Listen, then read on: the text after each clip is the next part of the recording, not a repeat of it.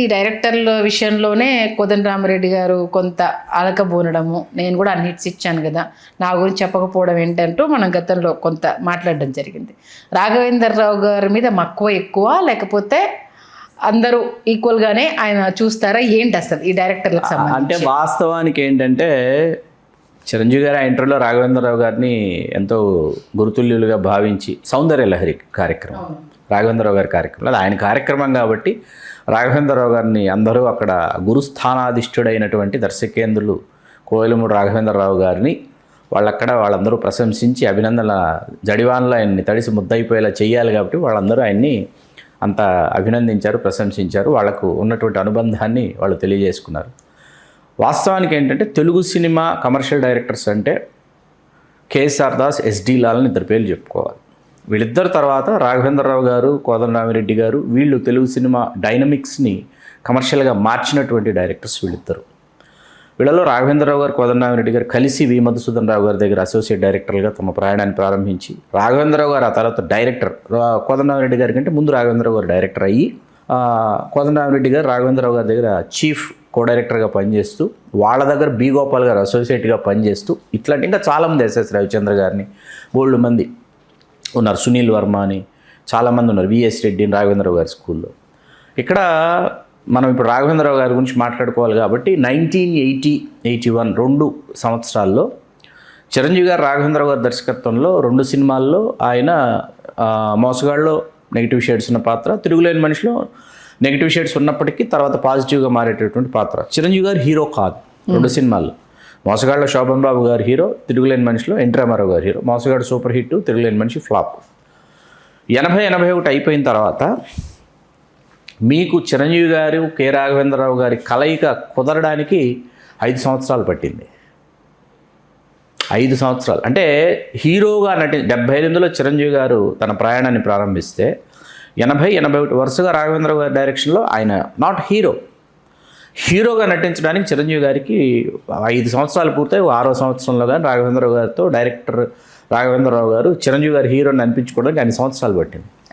5 ఏళ్ళు పైన. ఈ లోపు చిరంజీవి గారు 91 సినిమాలు చేశారు, 90 ఫిల్మ్స్ చేసేశారు చిరంజీవి గారు.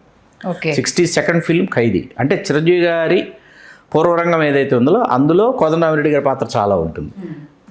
అలాగే ఎర్లీ చిరంజీవి గారి బిగినింగ్ డేస్ ఏవైతే ఉన్నాయి అంటే 80 తర్వాత 81 న్యాయం కావాలి నుంచి తీసుకుంటే అడవి దొంగ వరకు తీసుకుంటే, అడవి దొంగ రాఘవేంద్ర గారు డైరెక్షన్ అక్కడ దాకా తీసుకుంటే ఈలోపు మీకు కోదండరామిరెడ్డి గారు, చిరంజీవి గారు న్యాయం కావాలి, కిరాయి రౌడీలు, దొంగ, గోండా ఇవన్నీ చేసేసారు.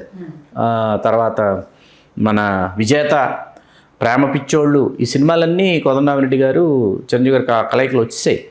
వాళ్ళదొక పటిష్ట అభిలాష, ఛాలెంజ్, ఇవన్నీ కూడా వాళ్ళదొక పటిష్టమైన కలయిక అన్నది అప్పుడు ప్రూవ్డ్ అనమాట. సరే, ఇప్పుడు ఇక్కడ రాఘవేంద్రరావు గారి గురించి మాట్లాడుకోవాలంటే 81 అయిపోయి 82 ఎన్టీ రామారావు గారు రాజకీయాల్లో ప్రవేశించిన తర్వాత రాఘవేంద్రరావు గారి ఆలోచన అంతా ఎట్లా ఉందంటే నాగేశ్వరరావు గారికి, రాఘవేంద్రరావు గారికి కలయిక సరి అయిన కలయిక కుదరలేదండి. హిట్ ఇవ్వాలని రాఘవేంద్రరావు గారు ట్రై చేస్తున్నారు. ఎవరికి? నాగేశ్వరరావు గారికి. ప్రేమ కానుక అని అన్ని ఫ్లాప్లు అనమాట సినిమాలు. రామారావు గారు, నాగేశ్వరరావు గారు కలిసి నటించిన ఆఖరి సినిమా దర్శకుడు రాఘవేంద్రరావు గారు, సత్యం శివం సినిమా పేరు. ఎప్పుడైతే రామారావు గారు రాజకీయాల్లోకి వెళ్ళారు, రాఘవేంద్రరావు గారి దృష్టిలో కృష్ణ గారు, కృష్ణరాజు గారు వీళ్ళిద్దరూ ఆయనకి కనిపించారు. వీళ్ళతో కమర్షియల్గా నేను జర్నీ చేయొచ్చు అని చెప్పి బ్యాక్ టు బ్యాక్ కృష్ణ గారి మీద, కృష్ణరాజు గారి మీద నేను ఫోకస్ పెట్టుకొని రాఘవేంద్రరావు గారు ఏంటి కృష్ణరాజు గారితో త్రిశూలం, తర్వాత అమరదీపం అంత క్రితం వచ్చేసింది, త్రిశూలం, బొబ్బిలి బ్రహ్మన్న చాలా పెద్ద హిట్, బ్లాక్ బస్టర్ అన్నమాట. బొబ్బిలి బ్రహ్మన్న, రావణ బ్రహ్మ ఈ సినిమాలన్నీ చేస్తున్నారు.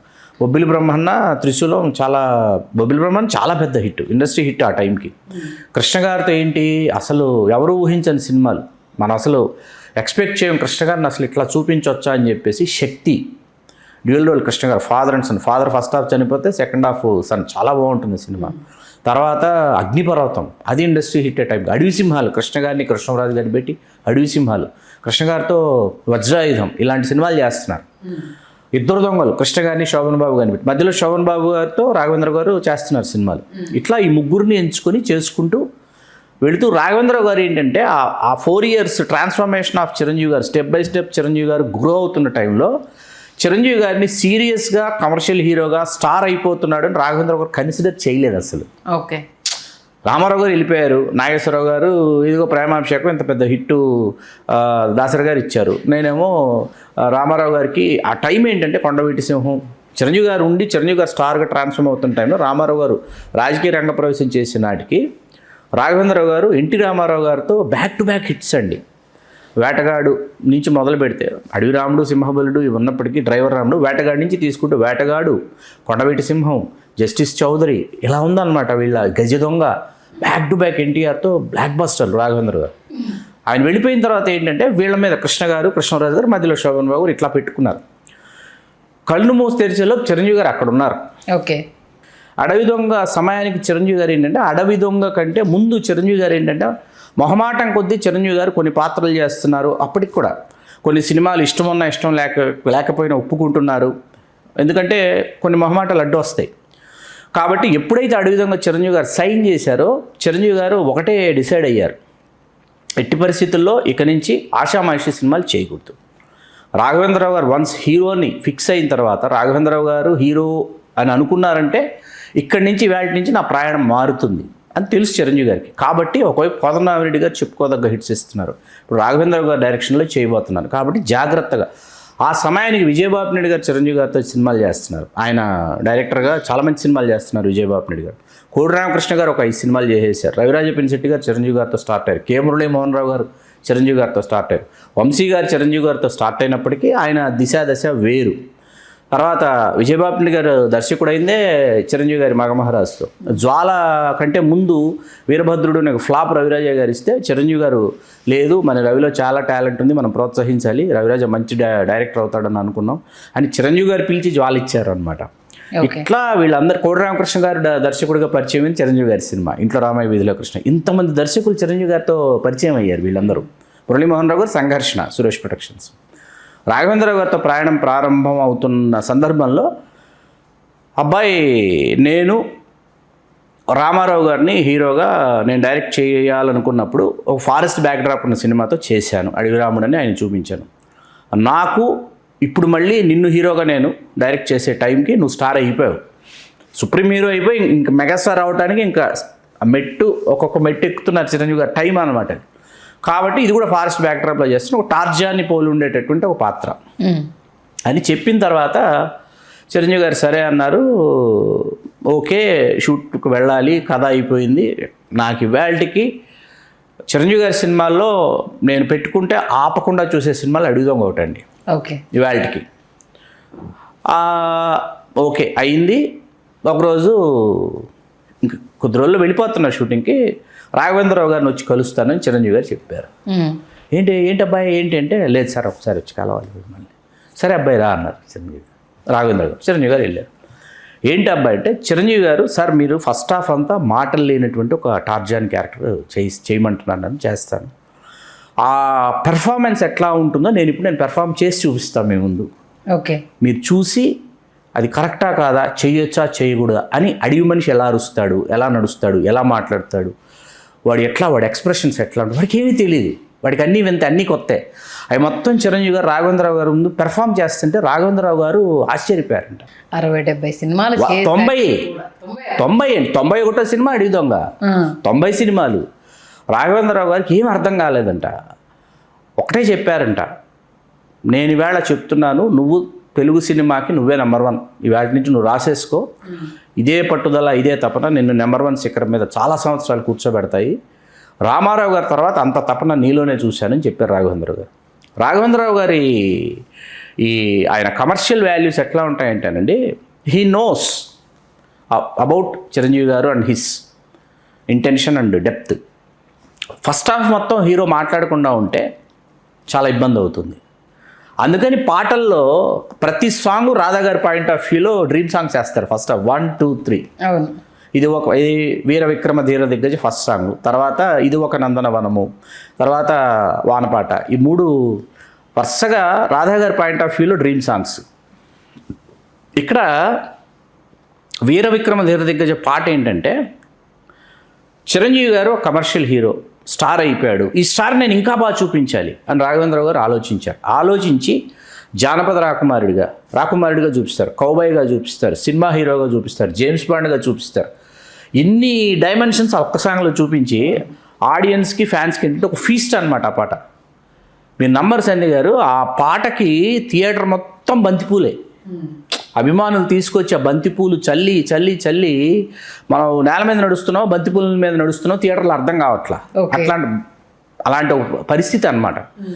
అందులో శారద గారు, రావుగోపాలరావు గారు, నూతన ప్రసాద్ గారు మర్చిపోలేను నేను. ఈ 3 పాత్రలు మర్చిపోలేను. రాధా గారు ఎక్స్ట్రాడినరీ అనుకోండి. ఆ సినిమా ఇవాళకి పెట్టుకుంటే ఆపకుండా చూస్తాం.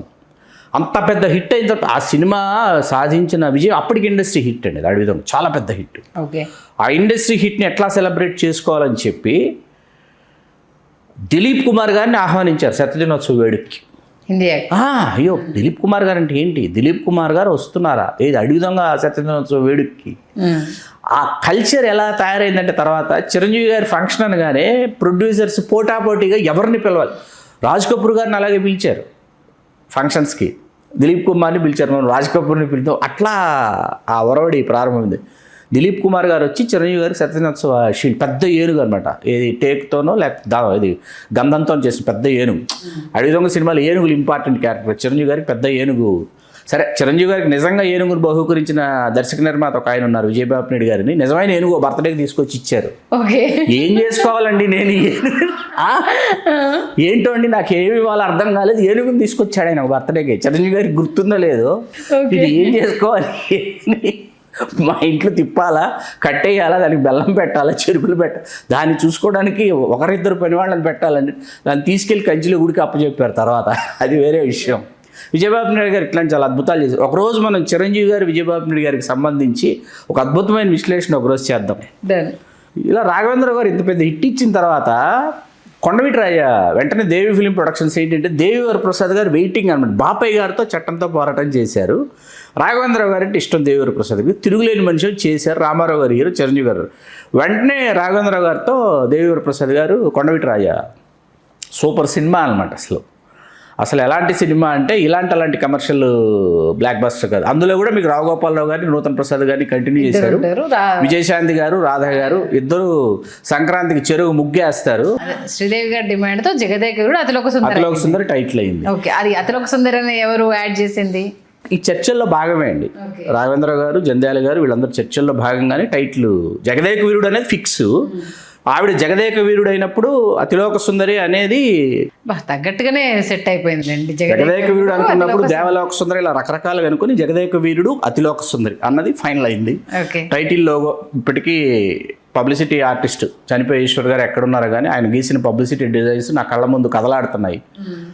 అలా జగదేక వీరుడు అతిలోక సుందరి ఇండస్ట్రీ హిట్ కావడం, ఆ సినిమా శతదినోత్సవ వేడుక కని విని ఎరుగని విధంగా మన ఎల్బీ స్టేడియంలో జరగడం, ఇవన్నీ అద్భుతాలు. అట్లా రాఘవేంద్రరావు గారు, చిరంజీవి గారి కలయికలో ఒక మేలిమి ప్రయాణం జగదేక వీరుడు అతిలోక సుందరి. అంటే అప్పటి వరకు ఎన్ని జరిగినా అది టాప్ ప్రియారిటీ అయిపోయింది. ఇంకా అంటే మనకి 88లో మంచి దొంగ ఒకటి ఉందండి. కొండవీటి రాజా తర్వాత Devi film productions to be continued 88 జనవరి మంచి దొంగ చేశారు, కమర్షియల్ హిట్.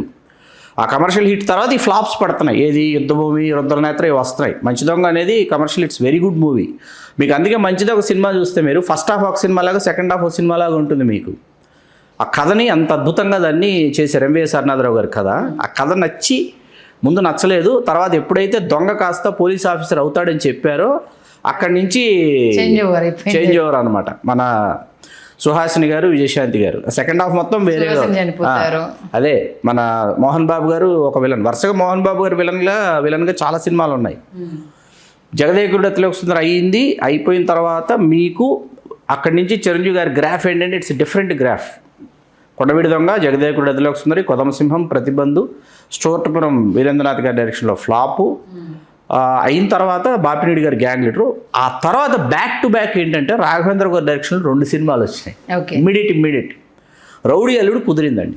ఆ కుదిరింది ఎలాగంటే చిరంజీవి గారు తన చెల్లెల కోసం విజయదుర్గ గారు, అరవింద్ గారు తన చెల్లెల కోసం వసంత లక్ష్మి గారు కలిసి వీళ్ళు సాయిరామ్ ఆర్ట్స్ ఒక సంస్థ నెలకొల్పి వాళ్ళు రౌడీ అల్లుడు రాఘవేంద్ర గారి డైరెక్షన్లో ఆ డ్యూయల్ రోలు, ఆటోజాని మెయిన్ అండి. ఆటోజాని క్యారెక్టర్ ఆ సినిమాకు సోల్ అండి. అవును.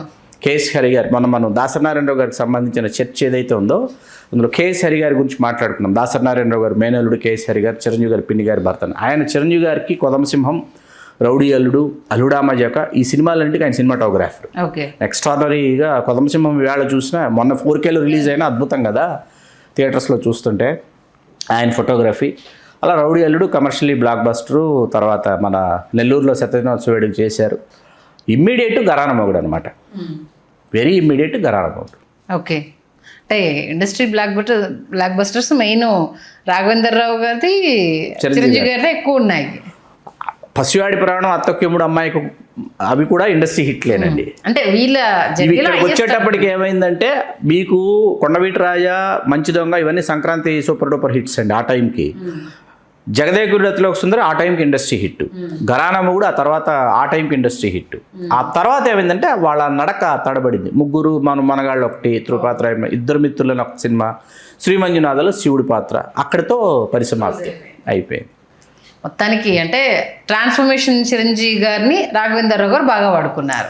చేశారు, చేయలేదని మనం అనటానికి లేదు, కానీ చేశారు. ఇంకా ఉండాలి అని అనిపిస్తుంది, ఇంకా కావాలని అనిపిస్తుంది.